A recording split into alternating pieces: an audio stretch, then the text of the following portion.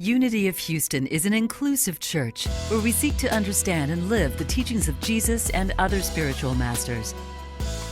At Unity, we welcome all people from all spiritual paths and every walk of life. We celebrate the diversity of our city and of our world, and we teach love, tolerance, and oneness, seeking to live in harmony with open minds and open hearts. Wherever you are in your spiritual path, you are always welcome at Unity. Join us and discover that the life of your dreams is already within you. This is part 5 of our spiritual practice series. All month long we've been looking at ways that we can choose actions that align us with the truth of our spiritual being. We began with meditation.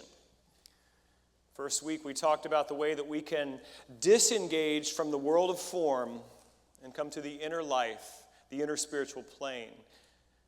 Really, it's just stop. That's meditation. Stop.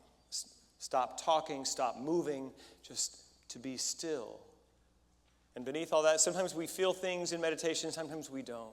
But it's just as a practice to move away from all the doing and to be. That's meditation. The second week we talked about affirmative prayer, which is Unity, the New Thought movements, our unique contribution to the world of spiritual practice. A way of praying from the consciousness of oneness, rather than praying to a distant God that might or might not answer our prayer. Week 3, Reverend Sheila gave us a beautiful Father's Day talk on sacred service as spiritual practice. The way that we serve one another in community as a way of aligning ourselves with the truth of our connection and love. Last week we talked about the power of our word, affirmation and denial. The way that we speak aligns us or not with the spiritual truth of who we are. And today we're talking about generosity and giving. Now people get nervous when the minister starts talking about generosity and giving. There's a young woman, she's about, young mom, had an 8-year-old daughter, and she'd been coming back to church. She realized her kids hadn't really been in church, and so she wanted to introduce them to it. And they'd been going about a month, I guess, and the little girl was sitting next to her, and one day the minister was going on and on and on. And at one point, the little girl looks to her mom and kind of elbows her. She's kind of getting the hang of the way this church thing worked, and she said, "Mom, can we tip him now, and then can we go?"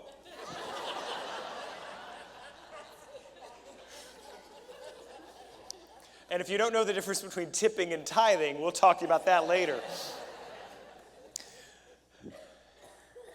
We all know that churches require financial contributions to open the doors. So we're not talking about that today. We'll talk about that later. We'll do our pledge campaign in the fall. And we seek to have that one period when we ask people to commit in a conscious and committed way in the fall. That's our time to really ask you to think about your gift to this church. But we don't want to go a whole year without talking about the spiritual principles of giving and receiving. Does it apply to finances? Yes. Does it apply to everything else in your life? Yes. It's the way that we step into the divine flow. And I was thinking as we're ending our 5-week series on spiritual practice, and next month we're doing a 4-part series on prosperity in all ways. Giving is the perfect bridge. Giving is the perfect bridge to move us from our perceived separation into an alignment of the truth of our oneness. See, this is what all spiritual practices do. We get fooled by the world of form. That's why many spiritual traditions call it all illusion. Maya is the Sanskrit word for that. In Eastern faiths particularly, they said that's not the real stuff. The real stuff is spirit. That's who we are. We are eternal, deathless, birthless, changeless expressions of God's own being. How many of you know that life is not over when you breathe your last breath here?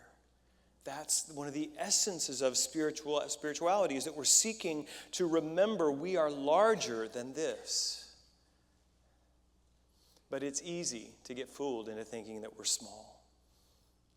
And giving is a practice. It's something you can do whether you feel like it or not that will put you back in the flow. You see, that's what we're really talking about here.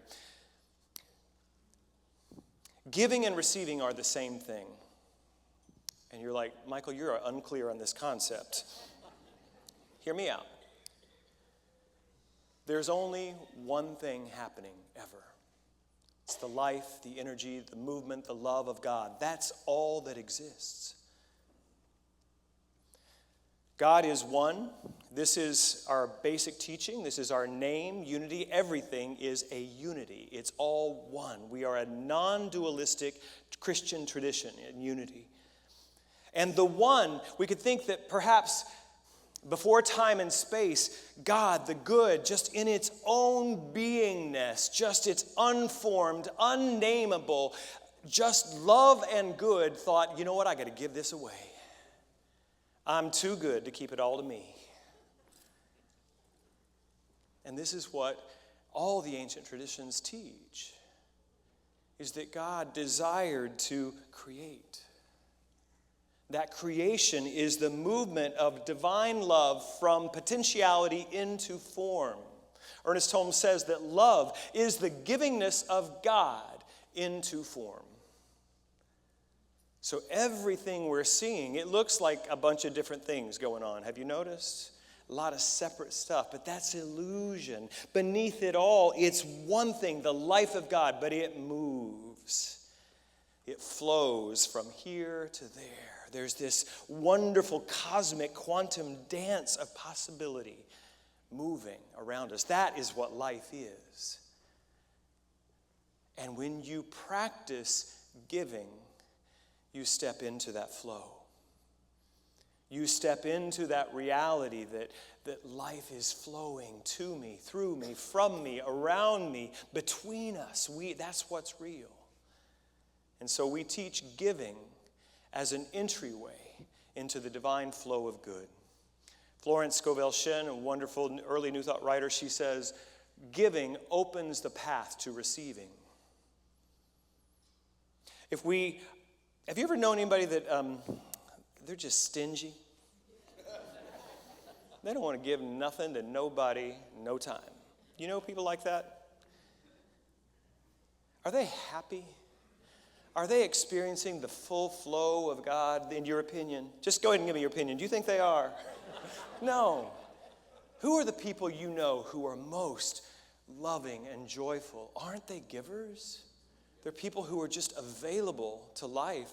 And often they are great receivers too, because they are in that dance. But we're talking specifically about giving as a spiritual practice, a way to step into divine flow. Winston Churchill, wouldn't think of him as a New Thought teacher, but he says this: you make a living from what you get, you make a life from what you give. He knew some stuff. Stephanie Bland, you are an exemplar of generosity and giving. It's how you live. It's what you do. And I was telling Karen at convention last week in Kansas City, Stephanie needed a piano player. She called me up. She said, I need somebody. And I said, I'll do it. Why was my yes so available to her? Because her yes is so available to us all. One of the other singers there who we were working with that night at convention, he said, I'll do anything Stephanie asked me to do. Why do you think that is? It's because she is a giver. She is generous of spirit. She is in that flow. To give what you've given to this community of 2 years, she teaches full-time music to inner city junior high. That, for me, really, that is like any junior high teacher, they have a special place in heaven, right? And I've been on the phone with her when she's at school, and she does not take nothing from those kids. She tells them what's what and where to go. And they love her. And so she'll be there till Friday, go to the airport, get on a plane, come here, Saturday morning choir rehearsal. She stays around. She's here on Sunday morning doing church service. She'll usually get a late night flight on a Sunday so she can be with her tribe here in Houston a little while. Sometimes getting home at 1 or 2 in the morning, being up at school the next morning at 7 a.m. You know how to give. I hope you're letting us give to you today.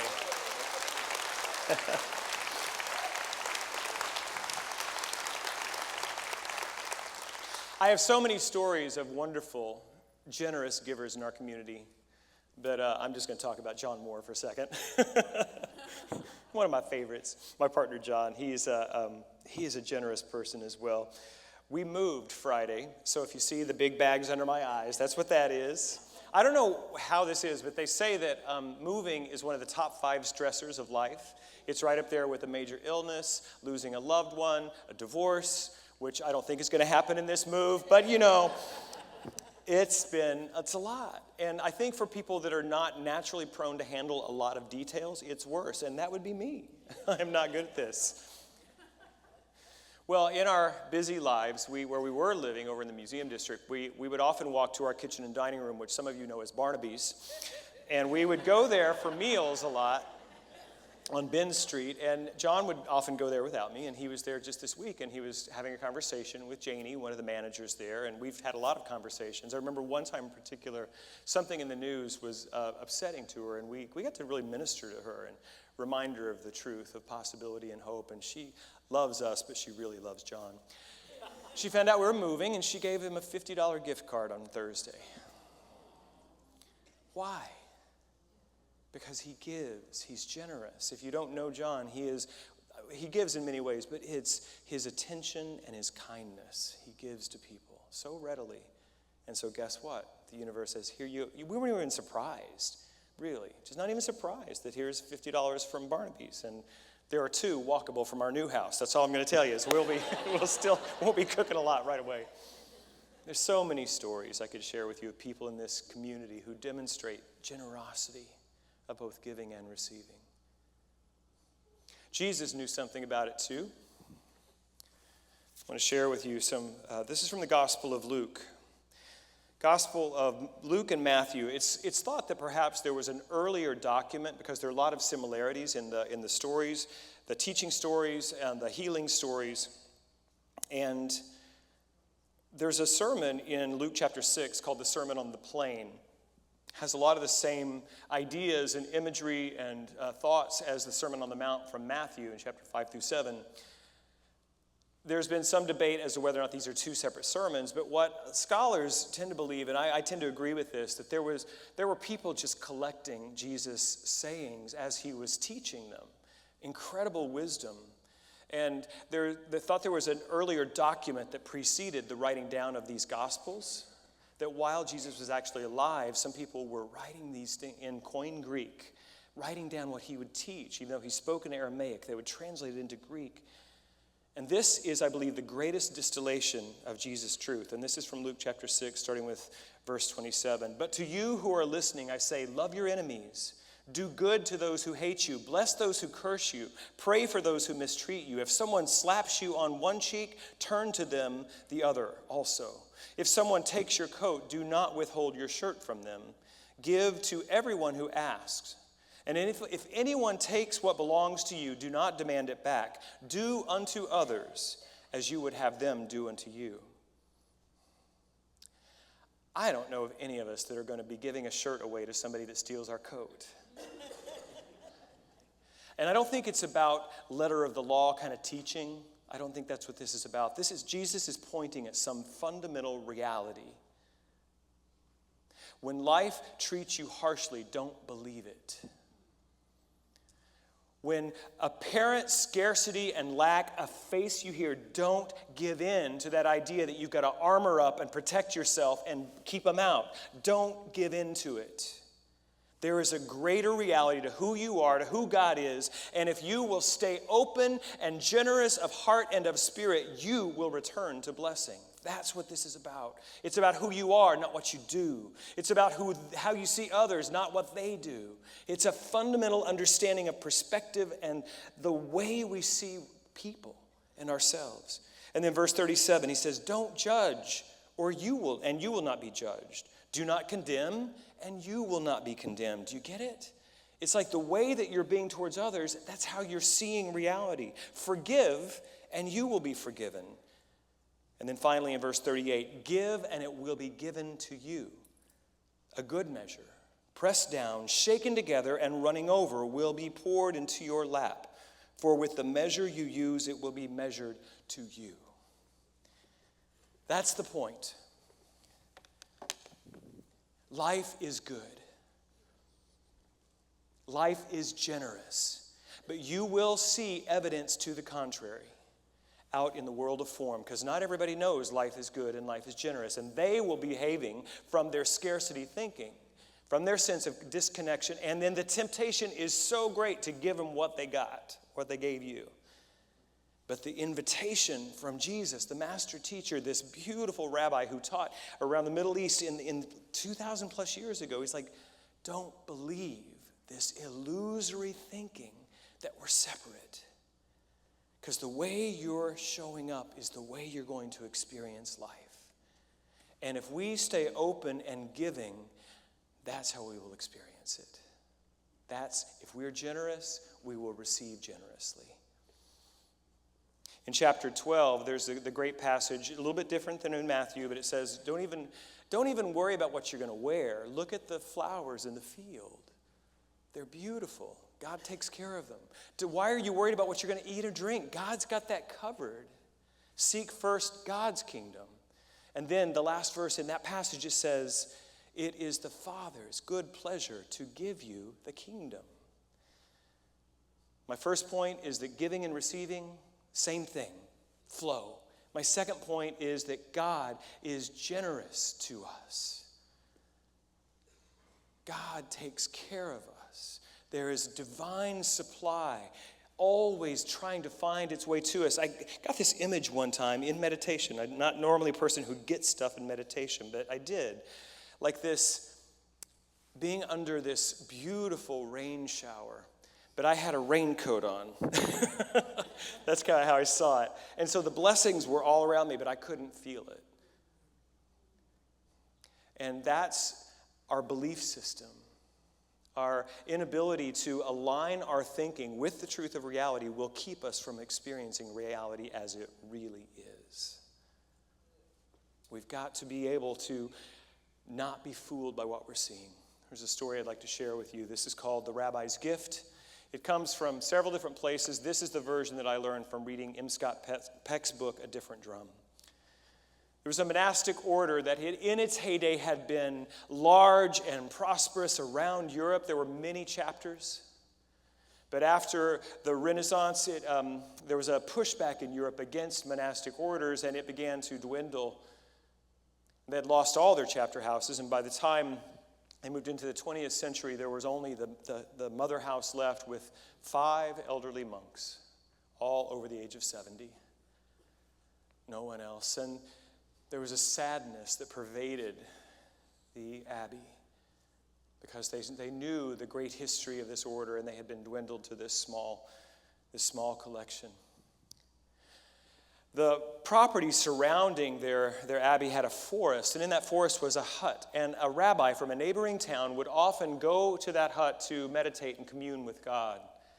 And these monks, with all their prayer and meditation, they developed sort of a psychic sense, a knowing. And they could tell when the rabbi was in the forest. They felt the vibration of those prayers. And when the first one felt it, he's like, I think the rabbi is in the woods. And he would talk to his brother Philip, do you feel this? And he said, yeah, I think the rabbi is in the woods.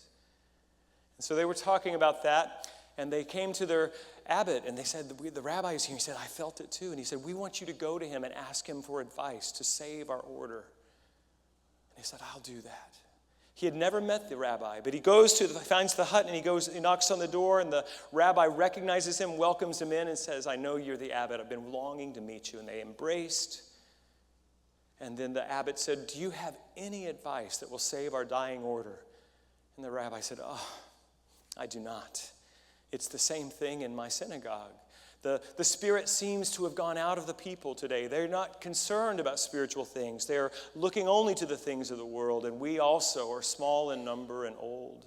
The young families don't come. And they wept together.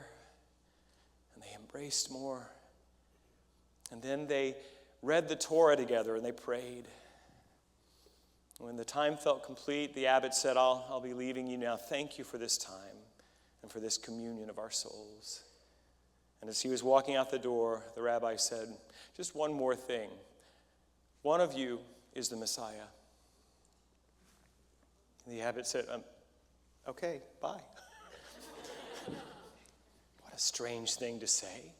He knows our teaching that Jesus of Nazareth was our Messiah. Why would he say such a thing? That one of us, the monks of our humble abbey, are the Messiah. So he got back. His brothers were waiting for him. They were ready. What did Rabbi say? What did he tell us to say of our order? And he said, he didn't have any advice, but when I was leaving, the strangest thing, he said, one of us 5, is the Messiah. So odd. And they all just agreed it was the most perplexing and strange thing for him to say. But over the next few weeks, they couldn't get it out of their heads. Each one of them, they would be, why did he say that? Was he just being strange, or was he pointing us to some truth that we're not aware of? And so they would start looking at each other. Well, Brother John and Brother Paul, they're clearly holy men, maybe, but not Brother Richard. I mean, he is a pain. Always thinks he's right.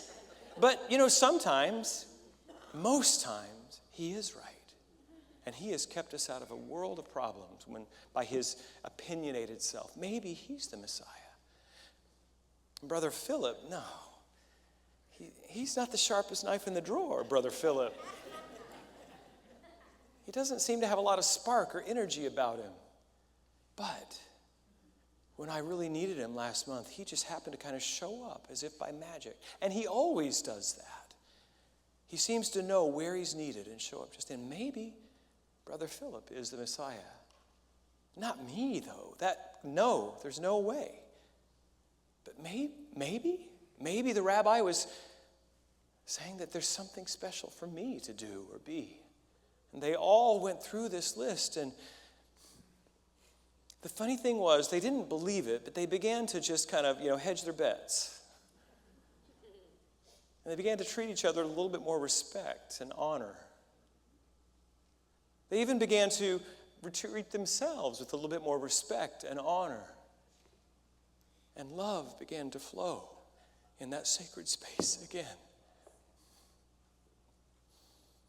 There was a connection. There was a giving and receiving of love in that order that had been absent for many, many years. It was not uncommon for people from the neighboring villages to come onto the grounds. They would walk the paths or just have some time of quiet in nature. And they felt the difference, that energy of love. And they began to talk to their friends about it. And more people came back to the abbey, and they would picnic on the grounds, and they would go into the old dilapidated chapel, and they would feel some connection of God's love. And people began to talk about it, and it became known that there was an atmosphere of love with these brothers. And these young men who were unmarried, they started coming around and asking questions about their teaching. And one day, one young man said, I want to join your order. And he became a brother. And then more followed. What's my point? That when you step into the truth of who you are, whether you feel like it's true or not, when you begin to live from your generosity of spirit and give love and preference to one another, when you begin to treat each other as though there was a spark of the divine in everyone you see, and in myself as well, waves of possibility move out from you. That's what Jesus is trying to show us. We're concerned about entirely the wrong thing. But if we can just find our heart of love that is our original life and live from that, things change. And that's my final point, is to ask you to look at where you're being stingy and stop it. Just stop doing that. Yeah, I know they never paid the money back. Stop it. Yeah, I know they'll never let you in on the freeway, and you have all these judgments about the way that, it's always. The Graduate School of Spirituality is the 59 freeway. I'm convinced of it. And you can live in that armored, closed-off, opinionated way, or you can stop it and choose to let them in, to be giving. And you may not know what the result of your giving will be, but there will be one. I'd like to share with you one last brief story. Geraldine Brooks is an author born in Australia. She lives in America now. She won the Pulitzer in 2006 for fiction for her novel March. She is an amazing writer. She was also a journalist for many years. She didn't always have a great love for books. Well, maybe she did. I don't want to say that wrong. She did have a great love for books, but something happened in her childhood that really amplified that. Her grandfather had a friend named Althea Glasby. And her grandfather mentioned to his friend Althea that his granddaughter did love books. So I got that part of the story wrong. She did love books. And without any further prompting, Althea Glasby, this contemporary of Geraldine's grandfather, every year for her birthday and for Christmas would send her in a beautifully wrapped package an expensively bound, beautifully illustrated book that she had chosen specifically for her, where she was in her age. And Geraldine came to look for those packages with such love and appreciation. And she writes this: I never met Althea Glasby. And she said she had no idea what inspired this woman to start sending the books. I have no idea, she says, why this woman spent so much time and thought on a child she didn't know. Whatever the reason, I wish I could thank her in person. I wish I could tell her how those books shored up a love for the written word that grew over time into a career and a calling. I would like to give her one of the books that I've written, nice, hardback, first edition. The signature wouldn't be as fine and fluid as hers, but in my own pedestrian scrawl, I would say thank you for the gifts that helped lead me to a life in books.